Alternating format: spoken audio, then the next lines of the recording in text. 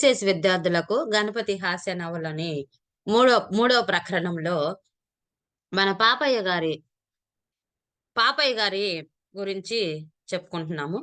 పాపయ్యకి ఎలాగైతే ఎవరు కూడా భోజనానికి పిలవట్లేదో, ఎందుకు పిలవట్లేదని చెప్పుకున్నాం. ఇక వివాహ ప్రయత్నాల గురించి మనం ఇప్పుడు చెప్పుకుందాం. అయితే ఎవరు పిలవకపోతే తనకెవరు వండుకోవటానికి కూడా ఆడపడుచులు ఎవరు లేరు. అందువల్ల వండుకోవటం, తినడం కూడా కష్టంగా ఉంది. ఆ సమయంలో వివాహం చేసుకోవాలని అతనికి అనిపించింది. అనిపించినప్పుడు అతను ఏం చేశాడు? ఏ ప్రయత్నాలు చేశాడు అనేది మనము ఈ మూడో ప్రకరణంలో వివాహ ప్రయత్నాల గురించి చెప్పుకుందాం. అదేను గాక వివాహం చేసుకొని వంశము నిలుపుకొని వలయుననే గట్టి సంకల్పము అతనికి కలిగెను. ఇక తనకి ఆహారం వండి పెట్టేవాళ్ళు కావాలి కదా! అందుకని వివాహం చేసుకోవాలనిపించిందట. అతనికి విద్య చూసి పిల్లనిత్తురా? ఎవరైనా తనని చదువుకుంటే పిల్లనిస్తారు. ధనము చూచి ఇత్తురా? అతని దగ్గర ధనమన్నా ఉంటే ఇస్తారు ఎవరన్నా. ఇక మనులు, మాన్యాలు చూసి ఇత్తరా? అతని దగ్గర ధనాలు, భూములు సంపద ఏమైనా ఉందా? అది గూడా లేదు. కాబట్టి ఇస్తారా ఎవరన్నా? వరదిట్టము కావాల్సినంత ఉన్నది. కాబట్టి శరీర బలం అయితే కావాల్సినంత అతని దగ్గర ఉన్నది. కలియుగంలో వరుని దార్ఢ్యము సాంప్రదాయము చూచువెవరు? ఈ కలియుగంలో వరుని యొక్క దార్ఢ్యము అతని శరీర సౌష్ఠవాన్ని చూసి అదే ఒక సాంప్రదాయముగా అనుకోని పిల్లనెవరిస్తారు? అతని వెనక డబ్బులు ఏదన్నా ఉంటే, సంపద ఏదైనా ఉంటే ఇస్తారు. అంతేగాని ఎత్తు, పొడువు, లావు, బాగున్నాడని చెప్పి ఎవరైనా ఇస్తారా? ఇవ్వరు కదా! నల్లగా ఉన్నా, కర్రీగా ఉన్నా, ఎట్లా ఉన్నా సరే సంపద ఉంటే ఇస్తారు. ఎల్ల పేదవాండ్ర విషయంలో అయినట్లే పాపయ్య విషయమున వివాహము ద్రవ్యేక సాధ్యమైనది. ఇక అందరు పేదవాళ్ళు పేదవాళ్ళకు విషయంలో ఎలా ఉంటుందో మన పాపయ్య విషయంలో కూడా అలాగయింది. ద్రవ్య ప్లస్ ఏక వృద్ధి సంధి నాన్న. ద్రవ్యము అంటే ధనము. ధనమే సాధ్యమైనది. ఆ ధనం కావాలి కదా! అలాగే ద్రవ్యము సంపాదించుకొనుట ఇక్కడ చూడండి. ద్రవ్యాన్ని సంపాదించుకోవటం మాత్రం కష్టమవుతుంది. ఎలా అంటే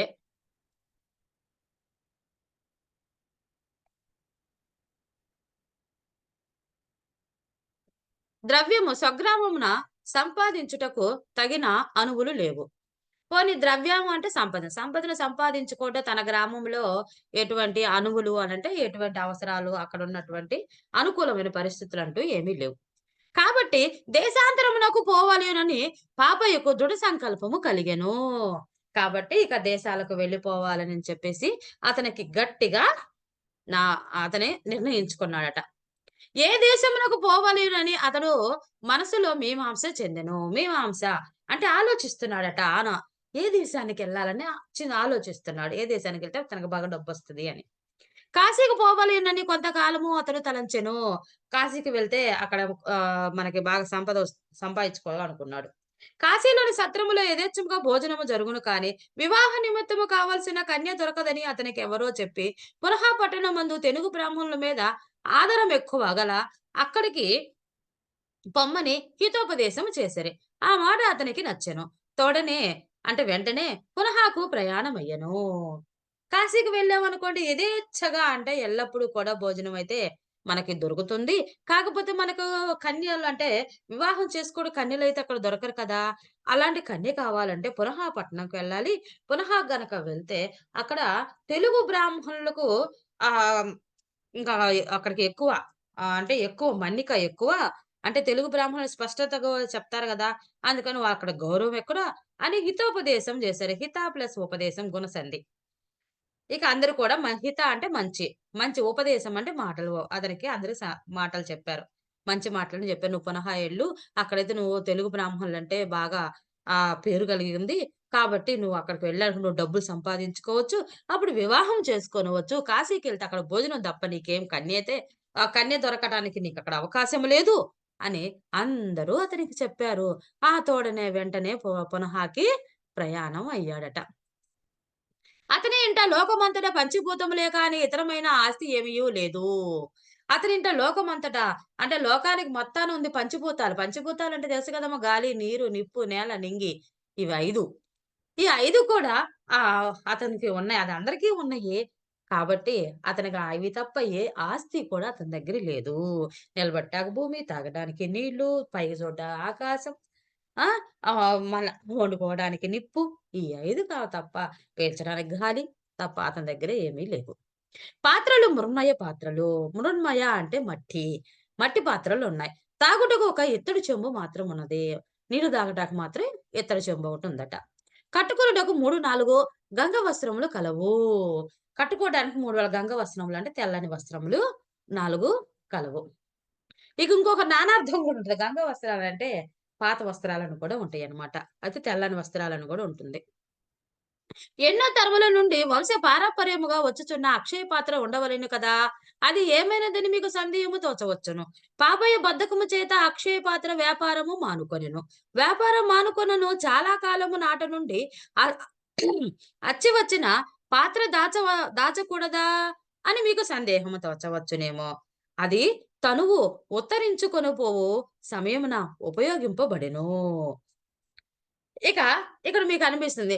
ఏంది చిరిగిపోయిన 4 వస్త్రాలు తప్ప, తెల్లని వస్త్రాలు తప్ప ఇక అతని దగ్గర ఏమీ లేవు. తాగటానికి ఒక ఇత్తడి చెంబు అన్నావు గదా! మరి పాప యొక్క పూర్వకాలం నుంచి వాళ్ళు ఏది తొమ్మిదో అట్టమైన అని భిక్షను పట్టుకోవడమే వాళ్ళు వృత్తిగా సేకరించారన్నారు గదా! మరి భిక్ష పాత్ర ఉండాలి కదా! అని మీకు అనుమానం కావచ్చు. ఎందుకంటే ఇతనికి బద్ధకం గదా! ఎవరింటికన్నా వెళ్లి భిక్ష అడగాలి అనంటే బద్ధకం గదా! వెళ్లి తీసుకోవడం అక్కడున్న ఏ వస్తువో ఏదో తీసుకొని తన సొంతం అనుకోవటమే గదా! అతనికి అద్వైత భావన కలిగిన వాడు గదా! మన బావయ్య. మన పాపయ్య. కాబట్టి అటువంటి వ్యాపారంని మానుకున్నాడు. ఇక పాత్ర ఏమై ఉండొచ్చు అని మీకు అనుమానం గలగొచ్చు. కాబట్టి ఇక తనువు ఉత్తరించుకొని పోవు అంటే చివరి దశలో. ఆ సమయంలో ఉపయోగపడినది. ఎట్లా అంటే చీట్ల పేకలో వచ్చిన దండుగా ఇచ్చుకొనుటకు ఆ పాత్ర ఉపయోగింపబడెను. చీట్ల పేక తెలుసు కదమ్మా పేకాట. ఆడేటప్పుడు దండుగనిచ్చుకొనుట పాత్ర దండుగలంటే డబ్బులు. డబ్బులు ఇచ్చుకోవడానికి అతని దగ్గర ఉండాలి గదా! దానికి బదులు ఈ పాత్ర ఉపయోగించి ఉండవచ్చు. ఇది ఒకటే కారణం కాదు. అప్పుడప్పుడు హస్తలాఘవముచే అతని వశమగుచుండిన రాగి, కంచు, చెంబులు, పాత్రలు మొదలగునవి కూడా తన్న ఆ తన్నిమిత్తమే ఏది ఆ చీట్ల ప్యాకెట్ నిమిత్తమే వినియోగింపబడెను. అప్పుడప్పుడు హస్తలాఘవం అంటే దొంగతనం. దొంగతనం చేసేసి కన్ని కా క బ్రాహ్మణార్థానికి పోయి రాగి, కంచు, చెంబులు, పంచపాత్రలను పట్టుకొచ్చాడు గదా! అవన్నీ కూడా ఏది ఈ చీకి చ ఈ పేకాటలో పెట్టడానికే వినియోగింపబడెను. పెట్టెలు లేవా? అని మీరడగవచ్చు. మీరు పెట్టెలుండొచ్చు కదా! అని మీరడగొచ్చు. పెట్టెలలో దాచవలసిన వస్తువులు లేనప్పుడు పెట్టెలెందుకు? అతను పెట్టెలో దాచుకోవాలని ఏమన్నుందా? ఏ పూటకప్పుడు తెచ్చుకోవాలి, అవసరమైన చీట్ల ప్యాకెట్లు ఉన్నాయని తీసుకెళ్ళి అక్కడ తగలబెట్టాలి. అంతే కదా అతని పని. ఇక దాచుకోవడానికి పెట్టెందుకిక? అందుచేత అతనికి సర్దుకోవాల్సిన సామాగ్రులు లేకపోయెను. కాబట్టి అతనికి సర్దుకొని తీసుకోవాల్సిన సామాన్లంటూ ఏమీ లేవు. చిరకాలము నుండి బూజు పట్టుచున్న కృష్ణాజనము దర్భాసనమును తీసి పాపయ్య బూజు దులిపి ఎండలో వేసి దర్భాసనమును కృష్ణాజనములో వేసి కట్టి ఒకనాడు తెల్లవారుజామున ఆ కృష్ణాజనమును భుజము మీద వేసుకొని ఇత్తడి చెంబు మూతికి గట్టిగా అంగవస్త్రమును నడుమునకు కట్టుకుని ప్రాత ధోవతి కట్టుకుని తలపాక ప్రాత పాత ఉత్తరీయమును చుట్టుకొని పునహాకు బయనమయ్యను. ఇక ఏం చేశాడా? అతని దగ్గరైతే ఏ సామాన్లయితే లేవు. కాదు చిరకాలం అంటే ఎంతో కాలం నుండి బూజు పట్టిపోయినటువంటి కృష్ణాజినము అంటే జింక చర్మము. ఆ జింక చర్మం అంటే బాగా బూజు పట్టిపోయింది. ఆ జింక చర్మాన్ని తీసి ఆ బూజంతా దులిపేశాడు. ఇక దర్భపు పుల్లలతో మనం ఒక చాపలాగా చేసుకుంటాం గదమ్మా! పూజ చేసేటప్పుడు దర్భాసనం మీద గనక కూర్చొని చేస్తే, ఆ పూజా ఫలితం అనేది మనకు లభిస్తుంది అని అంటాం. ఆ దర్భకి అంత పవిత్రత ఎందుకు వచ్చిందంటే, మన పూర్వకాలంలో మనకు ఒక కథ ఉంది గదమ్మా! అతిథి తిథి అని. ఉన్న ఉంది గదా! ఆ కథలో పాములు కుమారులుగా కలిగి ఉండటం. మరి గరుత్మంతుడు సేవకుడుగా ఉండటం. ఆ తర్వాత ఎందుకు సేవకుడు అంటే, నీ సేవత్వం పోవాలనంటే, మరి నాకు అమృతం తెచ్చి ఇయ్యమంటాం. ఆ అమృతం తెచ్చి పాములకు ఇవ్వడము.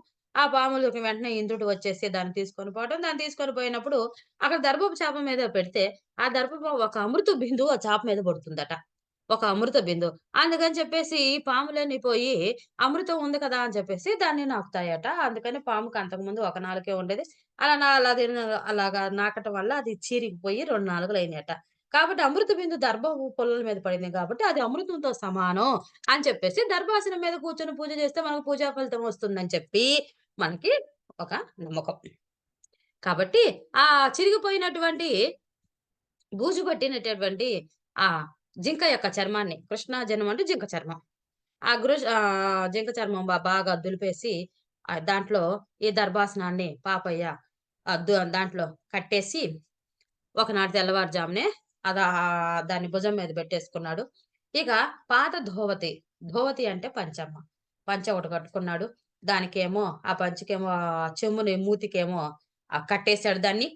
నడుం కట్టేసుకున్నాడనమాట. ఆ తర్వాత ఉత్తరీయం. ఉత్తరీయం అంటే పైనేసుకున్న టవలమ్మ. దాన్ని ఉత్తరీయం అంటారు. దాన్నేమో తలకు చుట్టుకున్నాడు. పునఃకి బయలుదేరాడు. ఇక మార్గమధ్యమున అతడు గావించిన విచిత్ర వివాదములు, హస్తలాఘవములు, లీలలు వర్ణింపదొడగని పక్షమున పాఠకులకు విసుగు పుట్టునని అను భయమున అవి ఎల్ల మానవలసి వచ్చెను. ఇక ఈ మార్గ మధ్యంలో ఎక్కడి నుంచి ఆ మందపల్లి నుంచి పునహాకు వెళ్ళే మార్గ మధ్యంలో అతను చేసినటువంటి విచిత్ర వివాదములు అంటే విచిత్రమైన తగాదలు. ఎందుకంటే వాడిని ఎదుటివాడి వస్తువు తన వస్తే అనుకుంటాడు గదా!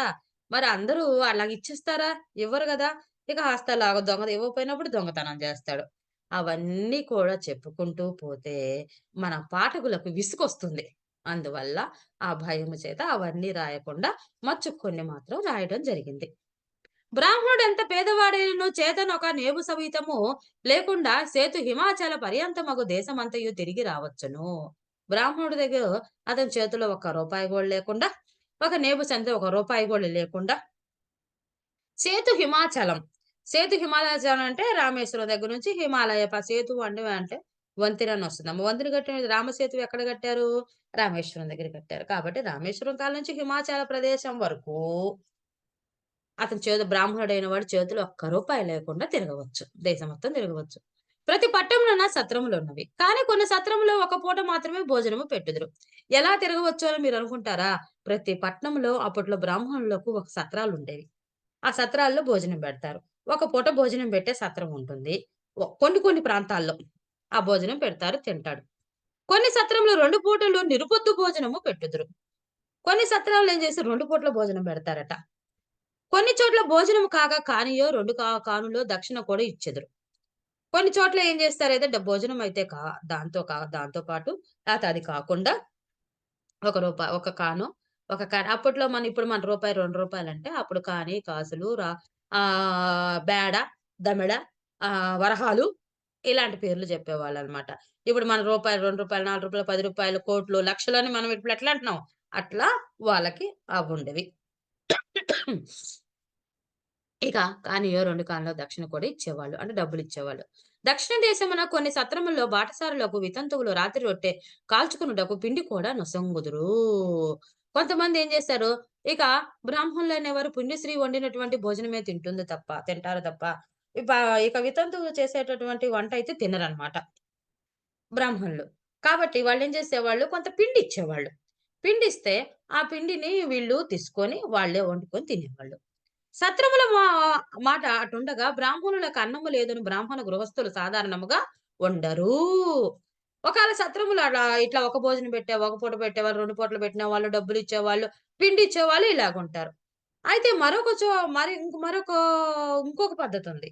ఎవరైనా ఒక సత్రం లేవనుకో, ఏ బ్రాహ్మణుడైనా ఇంటికెళ్ళేసి అంత భోజనం పెట్టమంటే, "లేదు నేను పెట్టను పో" అనేటటువంటి గృహము అంటూ సాధారణముగా అస్సలు ఉండదు. కాబట్టి పాపయ్య చిల్లిగవ్వ చేత లేకుండా సుగముగా వెళ్ళగలిగెను.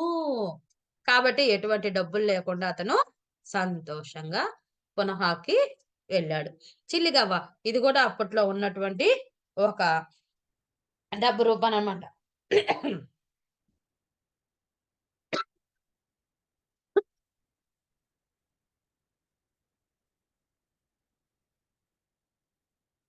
ఇక నెక్స్ట్ చూడమ్మా.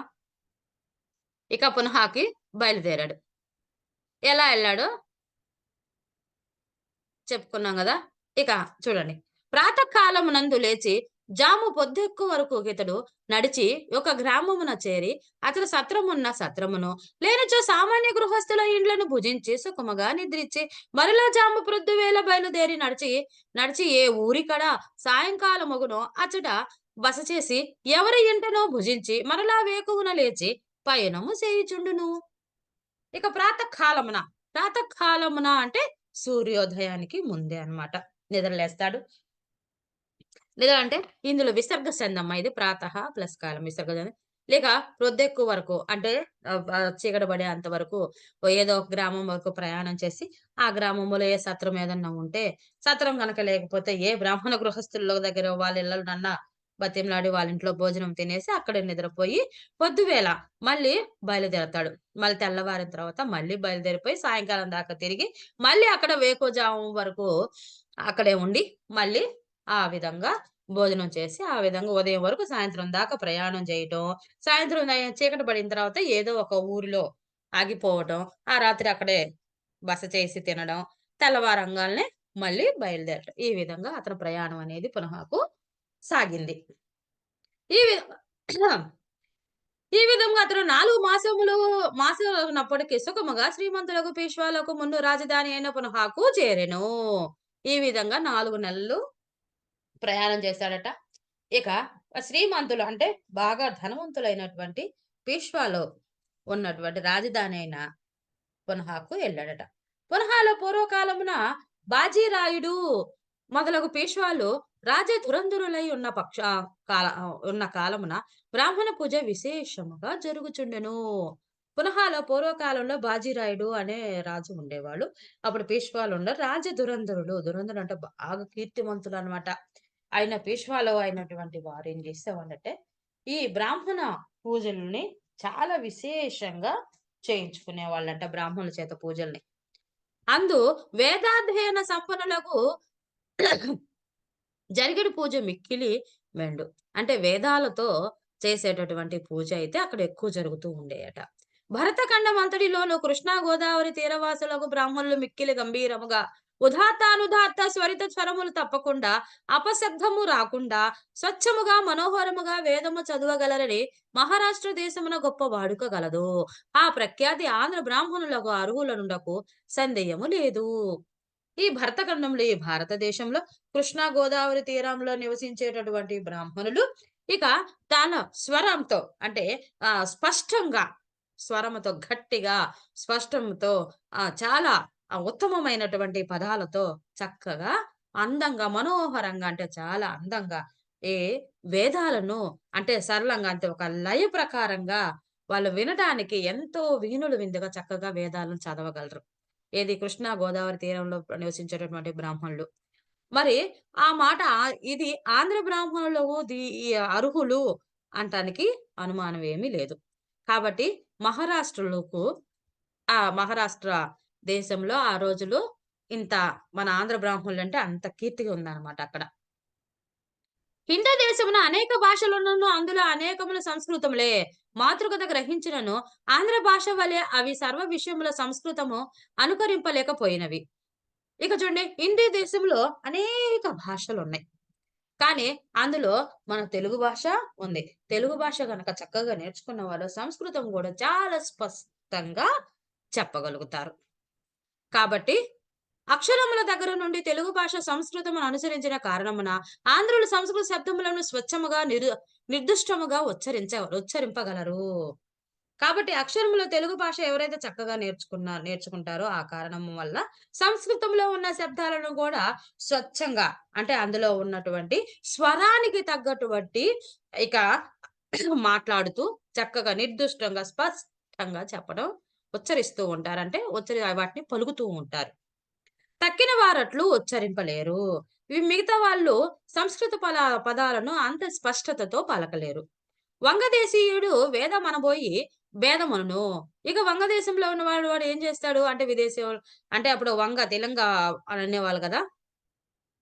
కాబట్టి వాళ్ళని గనక పిలిచామనుకోండి మహారాష్ట్రలో అటువైపు వాళ్ళని పిలిచామనుకోండి, వాళ్ళేమంటారు వేద అనబోతే వాళ్ళేమో భేద అంటారు. సద్గుణం అనబోయ అంటే షడ్గుణం అనుదురు.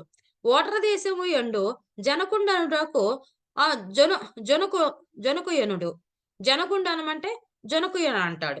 ఇట్లు గూర్జర, మహారాష్ట్ర, ద్రావిడ, కర్ణాటాది భాషలు సంపూర్ణ భాషలు కామినాయ దేశస్థుల నాలుకలో సంస్కృతోచ్చారణముకు సరిగా సలుపబడి ఉండలేదు. అందుకనే మన మహారాష్ట్ర, ద్రావిడ అంటే ప్రాంతంలో అంటే కర్ణాటక, తమిళనాడు, మహారాష్ట్ర వాటిల్లో సంస్కృత భాష వాళ్ళు ఉచ్చారణ ఉండదు కాబట్టి, మన అక్షరాలను వాళ్ళు స్పష్టతతో పలకలేరు. సంస్కృతోచ్చారణముకు ఆంధ్రులే దక్షులు. ఈ సంస్కృతంలో ఉచ్చారణ అంటే చక్కగా ఉచ్చారణ అంటే బాగా మాట్లాడటానికి ఆంధ్రులు మాత్రమే దీనికి అర్హులు.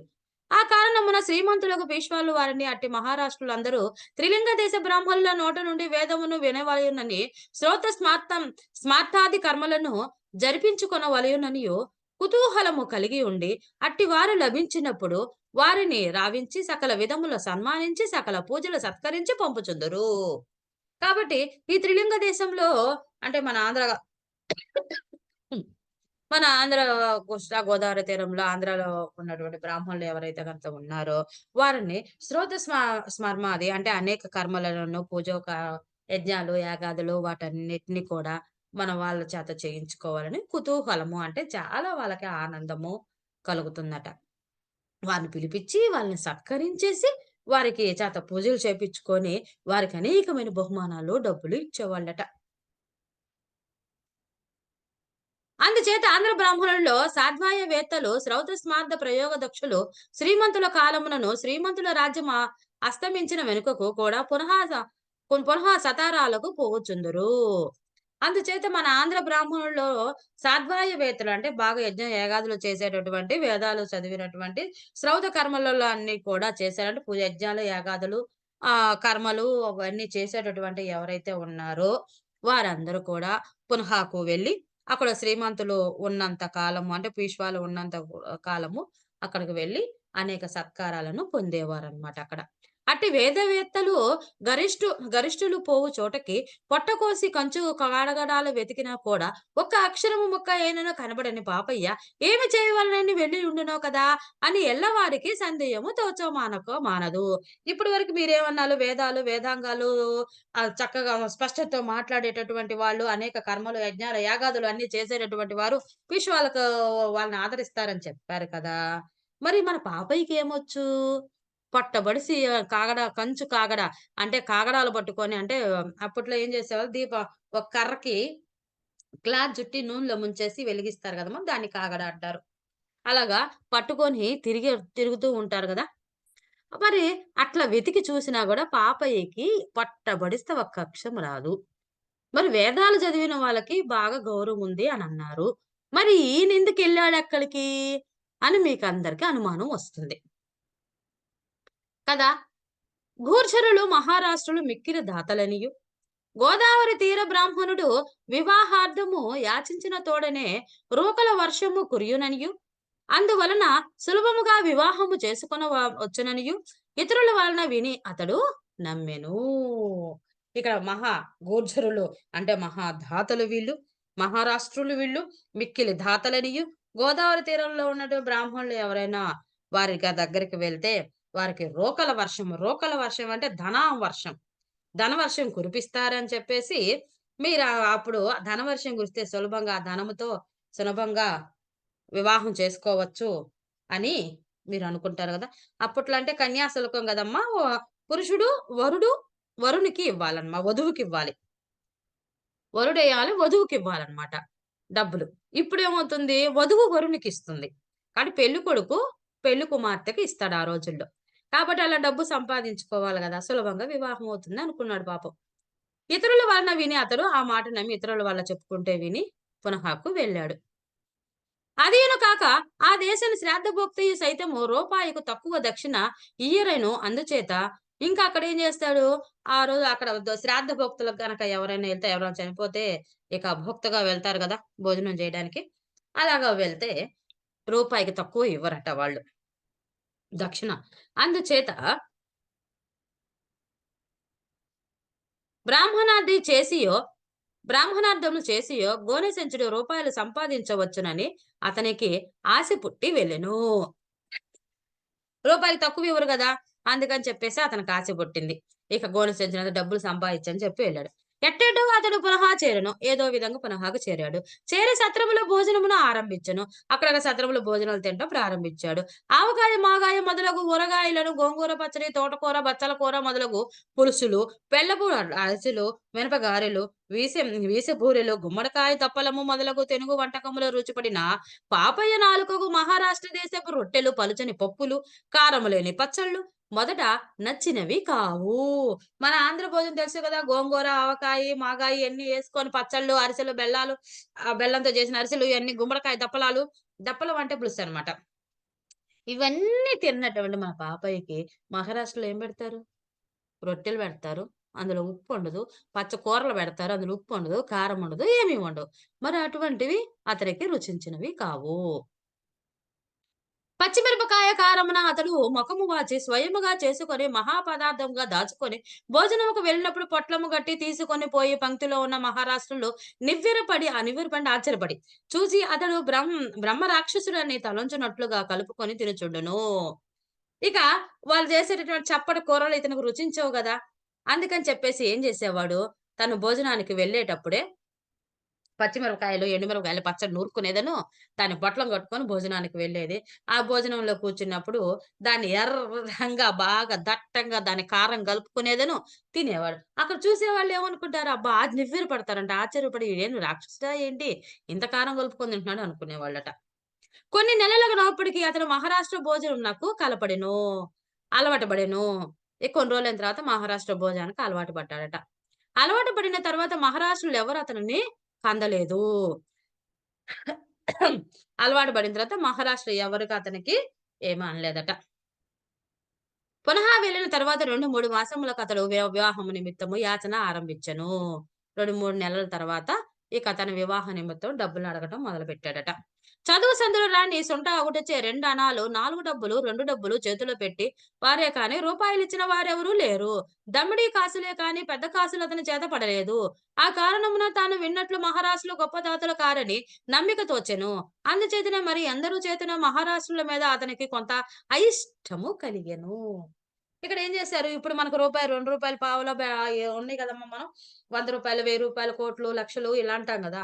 అప్పుడేం చేశారు? అన్నిటికన్నా మనకి ఒక్క రూపాయి. ఇప్పుడైతే మనకు ఒక్క రూపాయి. అప్పుడు అన్నిటికన్నా లీస్ట్ దేంటిది? దమ్మిడి. చివరిది దమ్మిడి. ఆ తర్వాత ఇక కాని, కాసు అలాగా ఇస్తారే తప్ప, పెద్ద కాసులైతే అతనికి ఇవ్వలేదు. ఎందుకంటే ఈయనేనా ఒక వేదం చెప్తేనే గదా! వాళ్ళిచ్చేది పూజ. ఈయనక చదువు రాని సుంఠాయే. ఇక ఏమిస్తారు ఇక? అనాలు, బేడాలు తప్ప ఇంకెవరు ఇవ్వరు గదా! అందువల్ల ఇతనికేం చేసింది, అయ్యో! నేను నమ్మొచ్చానే, పేష్వాలు బాగా దాతలు, బాగా డబ్బులిస్తారనుకున్నానే, వీళ్ళేమి ఇవ్వట్లేదే అని వాళ్ళ మీద నమ్మకము, ఇష్టము పోయిందట. మహారాష్ట్రలో మగవాండ్రు, ఆడవాండ్రు అను భేదము లేకుండా అందరూ వితంతువులే. ఇక మహారాష్ట్రలో ఉన్న వాళ్ళు ఆడవాళ్ళు లేరు, మగవాళ్ళు లేరు. అందరూ కూడా వితంతువులే. మహారాష్ట్రలోకి ఆచార వ్యవహారములు లేవు. మహారాష్ట్రలోకి ఆచారాలు, వ్యవహారాలంటూ ఏమీ లేవు. వీళ్ళు వట్టి శూద్రులు. వీళ్ళు వట్టి శూద్రులు. శూద్రులు అంటే ఎటువంటి ఏమి ఉండవు కదమ్మా! వాళ్ళకి శుభ్రత అట్లాంటి ఏమి ఉండవు కదా! పంక్తి బాహ్యులని చాటున తన మిత్రులతో చెప్పుచుండెను. ఇక పంక్తి జరుగుతుండగా పంక్తి అంటే బంతి అమ్మ. అందరూ కూర్చొని భోజనం చేసేదాన్ని బంతి అంటారు. పంక్తి అంటారు. దానికి వికృతి బంతి. బాహ్యులని అంటే వెనక బాహ్యులు ఇతరులతో ఏం చేస్తాడు బయట, ఇక ఇతని మిత్రులతో ఇలా చెప్పుచున్నాడు. ఏం చెప్తున్నాడంటే, "ఏలా" అని వారడిగిన అతడొట్లు ప్రత్యుత్తరం ఇచ్చెను. వీళ్ళు శూద్రులని ఇతరులంటే నువ్వెలా అంటున్నావు వారిని? అనంటే ప్రత్యుత్తరం అంటే వాడికి ఎదురు సమాధానం ఇలా చెప్తున్నాడు. "వితంతువులే కానీ మన దేశంలో రొట్టెలు తినరు." రొట్టెలు ఎవరు తింటారు మన దేశంలో? వితంతువులు తింటారు. కాబట్టి ఈ దేశంలో మగవాండ్రు కూడా రొట్టెలు తిందురు. కాన వారు కూడా వితంతువులే. ఇక్కడ ఆడవాళ్ళే కాదు మగవాళ్ళు కూడా తింటున్నారు గదా! కాబట్టి అందరూ వితంతువులే వీళ్ళ. భోజన కాలమందు మహారాష్ట్రలో దృష్టి దోషము లేదు. ఇక భోజనమందు మగవారికి, ఆడవారికి అనేది భేదం అనేది ఇక్కడ ఉండదు. మన దేశంలో వేద పండితుడన్న మాట అక్కరలేదు. ఎటువంటి బ్రాహ్మణుడైనను శూద్రుడు రవ్వంత తొంగి చూచినప్పటికి బ్రాహ్మణుడు అన్నము వదిలిపెట్టి లేచి వెళ్ళెను.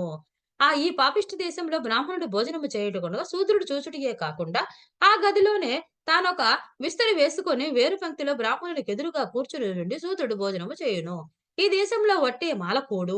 అటువంటి పాడు దేశము అ అటువంటి పాడు దేశంలో నీవెందుకున్నావందురేమో! కాలం తప్పి వచ్చినప్పుడు వసుదేవుడు గాడిద కాళ్ళు పట్టుకున్నాడు. పొట్ట కడువక వీళ్ళు ఆశ్రయించం వీళ్ళని ఆశ్రయింపవలసి వచ్చినది. అది కాక మరాఠీ వాండ్రు పుల్లాకులలో తినునట్టి వాండ్రు. ఎట్లొందురా మనవలే వారాకులలో భోజనము సేయరు. పల్లెముల్లోనూ, గిన్నెలలోనూ తిందురు. తిని అవి కడిగి దాచుకొందురు. కాని పారవేయురు. తిని పారవేయనివి పొల్లాకులు కావా? రహస్యముగా ఇటువంటి సంభాషణలు చేయుచున్నను బహిరంగముగా పాపయ్యను వారిని వెద పాపయ్యని విధముగా ధనము నిమిత్తము స్తోత్రములు చేసినను మనోరథము సిద్ధించలేదు. వివాహమునకు సొమ్ము రోగుపడునట్టు కనపడలేదు. ఇక చూడు ఎన్ని ఇట్లా మాట్లాడుతుంటే ఎవరిస్తారు డబ్బులు? ఇక్కడ ఏమంటున్నాడు? బ్రాహ్మణులు ఇక్కడున్నటువంటి వాళ్ళు మహారాష్ట్రులందరూ కూడా విధవలు అన్నాడు. ఎందుకు అని ఎవరన్నా అడిగారనుకో, వాళ్ళకేం సమాధానం చెప్పారు? అయ్యో! మా దేశంలో భర్త చనిపోయినటువంటి వితంతువులు వాళ్ళు మాత్రమే రొట్టెలు తింటారు. ఇక్కడ ఈ దేశంలో అందరూ ఆడవాళ్ళు లేదు, మగవాళ్ళు లేదు. అందరూ రొట్టెలు తింటున్నారు కాబట్టి ఇక్కడున్న వారందరూ వితంతువులే అన్నారు. ఇంకా ఇక్కడ అందరూ శూద్రులే అన్నాడు. ఎందుకనంటే మా దేశంలో బ్రాహ్మణుడు గనక భోజనం చేసేటప్పుడు ఎవరన్నా గనక చూసినట్లయితే, బ్రాహ్మణుడు ఏం చేసేవాడు? ఆ భోజనాన్ని వదిలిపెట్టి వెళ్ళిపోయేవాడు. కానీ ఇక్కడ అట్లా కాదు. అందరూ కూడా బ్రాహ్మణుడు లేదు, శూద్రుడు లేదు, ఎవరు లేదు. అందరూ కూడా ఎదురుగా కూర్చొని, పక్కనే ఇస్తరాకేసుకొని, లేతే ఎదురుగానే విస్తరాకేసుకొని తింటున్నారు. కాబట్టి ఇక్కడ అందరూ శూద్రులే. ఇంకా ఇంకోటంటున్నాడు. ఇక్కడ తినేవాళ్ళు పుల్లాకుల్లో తింటున్నారు అంటున్నారు. పుల్లాకు అంటే ఏంటి? తిని కడిగి దాచిపెట్టుకుంటాం గదా! అవన్నీ. మనం ఇస్తట్లో తింటాం మనం. ఆ ఇస్తరు తిన్న తర్వాత దాన్ని పడేస్తాం మనం. అప్పట్లో ఇప్పుడు ఆ కంచాలు అవన్నీ లేదమ్మా. బ్రాహ్మణులనేవాళ్ళు విస్తరాకు అరిటాకులో బాదం ఆకులో లేతే అరిటాకులో విస్తరాకో ఏదో ఒకటి కుట్టుకొని దాంట్లో తినేసి ఆ ఆకును పడివేసేవారు. కానీ ఇక్కడ ఈ మహారాష్ట్రులు ఏం చేశారు? కంచంలో తింటున్నారనమాట. ఒక పళ్ళెంలో తిని దాన్ని శుభ్రంగా కడిగి దాన్ని దాచిపెట్టుకొని మళ్ళీ దాన్ని తింటున్నారు. కాబట్టి అలాగా తిన్న దాన్ని కడిగి దాచిపెట్టుకొని మళ్ళీ దాంట్లో తింటున్నారు కాబట్టి పొల్లాకుల్లో తింటున్నట్టే గదా! అని ఇలాంటి మాటలన్నీ కూడా బహిరంగంగా అందరితో అంటూ ఉన్నాడు. రహస్యంగా అనేవాడు. తర్వాత బహిరంగానే పాపయ్య అనేక విధములుగా అంటూ ఉన్నారు. ఇదన్నీ విన్న వాళ్ళేం జేశారు? మనోరథము సిద్ధించలేదు. ఇక వాళ్ళకి డబ్బులు ఇవ్వటంలో వీడేడి ఒక్క వేదం గూడా చెప్పలేదు. కాబట్టి మనోరథము అంటే ఇక మనసులో వారికి ఎవరికీ కూడా డబ్బులివ్వాలని అనిపించలేదు. కాబట్టి ఈ విధంగా వివాహాల సొమ్ము పోగుపడుట కనబడలేదు. ఈ విధంగా అతనికి స డబ్బు సంపాదించుకోవడం అనేది కష్టము అయిపోయిందనమాట. ఇక చూడండి.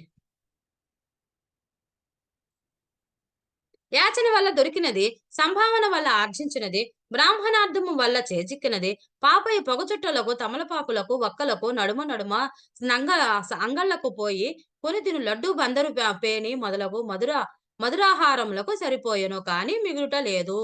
ఇక ద ద బ్రాహ్మణార్థం వెళ్ళినప్పుడు లేతే సంభావన ఇచ్చినప్పుడు లేతే అందరిని యాచన అంటే అడగటం. అడిగి తీసుకున్నప్పుడు వచ్చిన డబ్బులన్నీ తన చుట్టాలతో తాగటానికి లేకపోతే తన చిరుతిళ్ళు తినడానికి అంగళ్ళో అంటే ఇప్పుడున్న దుకాణాలనమాట. అంటే షాపులు.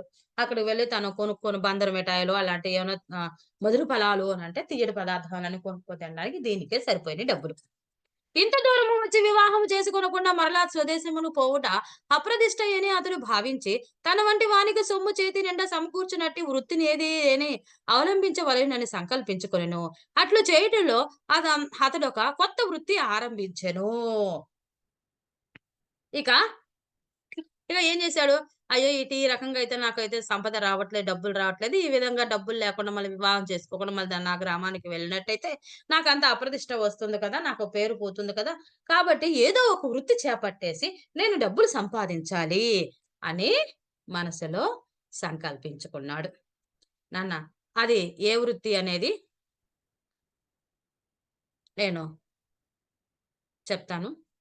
ఒక నెల దినములు ఒక నెల దినములు విచారించి అతడొక నిశ్చయమునకు వచ్చెను.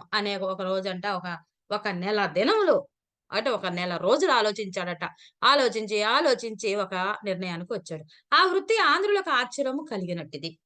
ఈ వృత్తి బ్రాహ్మణుడైన వాడు ఈ వృత్తి చేస్తున్నాడేంటి అనేది అందరికి మీకు ఆంధ్రులైన వారికి ఆశ్చర్యం కలగవచ్చు. మహారాష్ట్రులు మెచ్చునట్టిది. అయితే మహారాజులు మెచ్చుకుంటారు. ఆపస్సమయమున అక్కరకు వచ్చును. అంటే ఆపద సమయంలో ఆ అవసరానికి వచ్చేటటువంటిది. ఎప్పటికప్పుడు చేతిలో రొక్కం పడినది. ఎప్పటికప్పుడు డబ్బులు చేతిలో పడతాయి. అందరూ అందరకు తనతో పని కలుగునది. అందరికి తనతో పనుంటుంది. ఏనుగు పాడి వలె తరగనిది, విరగనిది. ఏనుగు పాడి ఏనుగు చచ్చినా మనకి లాభమే, బతికినా లాభమే. కాబట్టి అటువంటిది తను చేసే వృత్తి. అట్టి అపూర్వమైన వృత్తి ఎందురా అని వినుడు. అటువంటి వృత్తి ఏంటా అని చెప్పేసి మీరందరూ వినండి.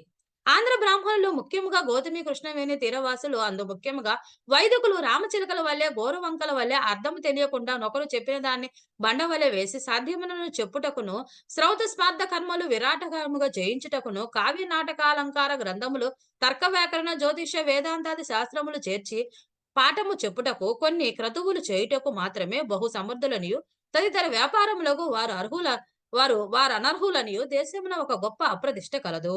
పాపయ్య అవలంబించిన వృత్తి ఆంధ్రులకు సంభవించిన ఆ గొప్ప అప్రతిష్టను తొలగించుటకు కూడా అయ్యెను. ఇప్పుడు అందరూ ఏమంటారు? వైదికులనేవాళ్ళు వైదిక వేద పాఠశాలకు వెళ్లి అక్కడ చిలక పలుకుల వలె ఆ గురుకుల పాఠశాలలో చెప్పినటువంటి బాగా గోరువంక చిలకలు గోరువంకల్లాగా చక్కగా వాటిని బండగా వల్లె వేస్తూ వీలైనంత వరకు సాధ్వాయాన అంటే వీలైనంత వరకు యజ్ఞాలు, యాగాదులు వాటన్నిటిని కూడా చక్కగా లయబద్ధంగా ఆ క్రతువులన్నింటిని కూడా నిర్వహిస్తూ ఉంటారు. అందుకే తప్ప మిగతా జ్యోతిష్యం చెప్పడానికి, వేద శాస్త్రాలను చెప్పడానికి మాత్రమే ఈ వైదికులు ఉపయోగపడతారు. మిగతా వాటికి దేనికి ఉపయోగపడరు. ఏ వ్యాపారాలు చేయటం వీళ్ళకి రాదు అనే అప్రదిష్ట ఉన్నది. కానీ అటువంటి అప్రదిష్ట తొలగించడానికి పాపయ్య ఒక వృత్తిని చేపట్టాడు. ఆ వృత్తేందో చూడండి. హ్మ్. ఆ వృత్తి కథ పక్షమున నలుగురైనను ఉండవలెను. తను చేయవలసిన ఆ వృత్తికి నలుగురైనా ఉండాలి. కాబట్టి పాపయ్య తాను వెళ్ళిన కొలది దినములకే తన వలెనే గంపంత ఆశ పెట్టుకొని తన వలెనే భగ్న మనోహరులై ఇందెందు తిరుగులాడుచున్న మరి ముగ్గురును శిష్యులుగా స్వీకరించెను. ఆ నలుగురిని కలిసి తాము ప్రత్యేకముగా యజ్ఞములు చేయలేకపోయినను కోటి యజ్ఞ ఫలప్రదమైన వ్యాపారమును ఆరంభించిరి. ఇక తను వృత్తి చేపట్టాలనుకున్నాడు గదా! ఆ వృత్తికదే ఆ దానికేం గావాలంటే నలుగురు మనుషులు కావాలి. సరే పాప ఇలాగే అక్కడికి గూడా పాపం ఏదో డబ్బు సంపాదించుకొని పునహాకు వచ్చారు గదా! వాళ్ళ భగ్న మనోరథులైన తన సంపాదన మనోరథులయ్యారు గదా! ఇక భగ్న అంటే వాళ్ళ ఆశ నిరాశలయిపోయింది గదా! మన డబ్బు ఇక రాదు. ఎందుకంటే వేతనంలాగా పట్టబొడిస్తే అక్షరం రాదు. కాబట్టి డబ్బులు రావు. అందుకని అలాంటి వాళ్ళని ఒక ముగ్గురిని శిష్యులుగా ఎంచుకున్నాడట. వీరు యజ్ఞ యాగాదులు ఏమి చేయరు గదా! కానీ యజ్ఞ యాగాదులు చేసినటువంటి కోటి యజ్ఞాలు చేసిన ఫలితము వచ్చేటటువంటి వ్యాపారాన్ని ప్రారంభించాడట. అది, అది ఏంటి అనేది, ఆ వ్యాపారం ఏంటనేది మనం నెక్స్ట్ వీడియోలో చెప్పుకుందామమ్మా. సబ్స్క్రైబ్ చేయండి, లైక్ చేయండి, షేర్ చేయండి.